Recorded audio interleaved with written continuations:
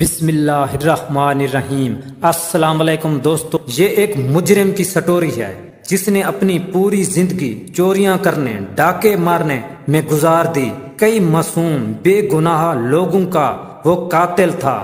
آخر کار وہ ایک دن پکڑا گیا اور اس کو بادشاہ کے پاس پیش کیا گیا۔ اس کے جرائم کی فہرست بڑی ہی لمبی تھی۔ بادشاہ نے اس کا مقدمہ سننے کے بعد اس کی سزا کا حکم جاری کر دیا۔ بادشاہ نے کہا کہ میں آپ کو دو راستے دیتا ہوں، آپ دونوں میں سے کوئی ایک راستہ پسند کر سکتے ہو۔ ایک طرف یہ پھانسی گھاٹ ہے اور دوسری طرف یہ دروازہ ہے۔ بادشاہ نے ایک بڑے ہی عجیب اور پر اسرار دروازے کی طرف اشارہ کیا جس پر خون کے چھینٹے لگے ہوئے تھے۔ بادشاہ نے کہا یا تو وہ پھانسی گھاٹ قبول کر لے جو اس کے سامنے ہے، اس کے گلے میں پھندا ڈال کر اسے پھانسی پر لٹکا دیا جائے گا، اور یا پھر وہ اس لوہے کے دروازے کے اندر جانا قبول کر لے۔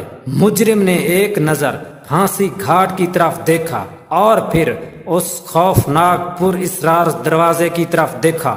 اس نے سوچا کہ کون جانتا ہے کہ اس بڑے سے دروازے کے پیچھے کیا ہوگا۔ ہو سکتا ہے وہاں کوئی خوفناک کئی دنوں کا بھوکا جانور بیٹھا ہو جو اندر جانے کے بعد اسے چیر پھاڑ کر دے اور میری ہڈیاں چبا چبا کر مجھے کھا جائے، یا کوئی ایسا سزا والا خانہ ہو جس میں اس پر بدترین تشدد کیا جائے گا، اسے اذیتیں دے دے کر مار دیا جائے گا۔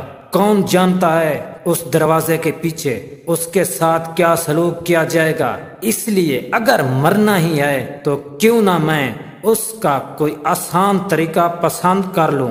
اس مجرم نے پھانسی کی سزا قبول کرنے کا فیصلہ کیا۔ اسے پھانسی گھاٹ پر لے جایا گیا۔ جیسے ہی پھانسی کا پھندا اس کے گلے میں ڈالا جانے لگا تو اس نے بادشاہ سے اپنی آخری خواہش کا اظہار کر دیا۔ بادشاہ سلامت، میں مرنے والا ہوں۔ مجھے بڑا تجسس ہے کہ آخر اس گیٹ کے پیچھے کیا ہے، وہاں پر لوگوں کو کون سی سزا دی جاتی ہے۔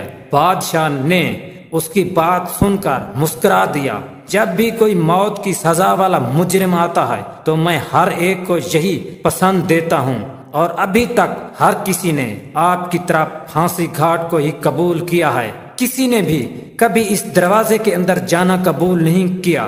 یہ بات سن کے اس مجرم کا تجسس اور بھی بڑھ گیا۔ بادشاہ سلامت، میری آخری خواہش سمجھ کر ہی مجھے بتا دیں کہ اس گیٹ کے دوسری طرف کیا ہے۔ میں تو ابھی مر جاؤں گا، میں تو کسی اور کو کبھی بتا بھی نہیں سکوں گا۔ بادشاہ تھوڑی دیر خاموش رہا، پھر اس آدمی کی طرف دیکھ کے بولا، اس گیٹ کے دوسری طرف آزادی ہے۔ یہ آزادی کا گیٹ ہے۔ جو بھی اس گیٹ سے نکلتا ہے اس کا جرم معاف کر دیا جاتا ہے۔ اگر آپ بھی اس گیٹ کو پسند کرتے تو آپ کو بھی آزاد کر دیا جاتا، لیکن لوگ ہمیشہ اسے ہی قبول کر لیتے ہیں جو ان کے سامنے ہوتا ہے اور جو دکھائی نہیں دیتا، جس کے نتیجے کا ان کو علم نہیں ہوتا، اس سے وہ خوف زدہ ہوتے ہیں، ڈرتے ہیں۔ اگر ہم اپنی زندگیوں کو بھی دیکھیں تو ہم بہت سے کام نہیں کر پاتے، بہت سے گول حاصل نہیں کر پاتے، کیونکہ ہم انہیں شروع کرنے سے ہی ڈرتے رہتے ہیں۔ پتہ نہیں کیا ہوگا، نہ کر سکا تو کیا ہوگا، کہیں ناکام نہ ہو جاؤں۔ ناکامی کا خوف ہمیں زندگی میں آگے بڑھنے ہی نہیں دیتا۔ اسی ڈر کی وجہ سے ہم زندگی میں کچھ بھی نیا نہیں کر پاتے۔ ہم ہمیشہ دیکھے بھالے راستوں پر ہی چلتے رہتے ہیں، ساری زندگی ایک ہی نوکری کرتے رہتے ہیں۔ نوکری بدل لی تو پتہ نہیں کیا ہوگا، بزنس کروں یا نہ کروں، نہ چل سکا، نقصان ہو گیا تو کیا ہوگا۔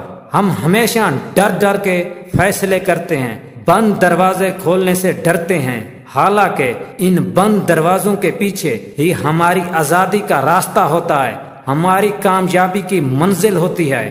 اس لیے دوستو، زندگی میں رسک لو، نئی چیزیں کرنے سے کبھی نہ ڈرو، نئے آئیڈیاز پر کام کرو، جو کسی نے نہیں کیا وہ کر کے دکھاؤ۔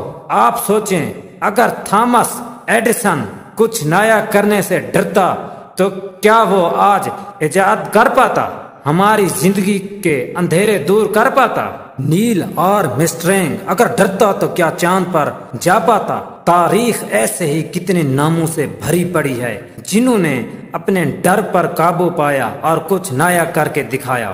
کیوں ڈریں زندگی میں کہ کیا ہوگا؟ ہر وقت کیوں سوچیں کہ کچھ برا ہوگا؟ جرت اور بہادری سے اگر سامنا کرو گے، خود پر یقین رکھ کر اگر راستہ پسند کرو گے، ہر منزل آسان ہوگی، ہر دروازہ کھلا ملے گا۔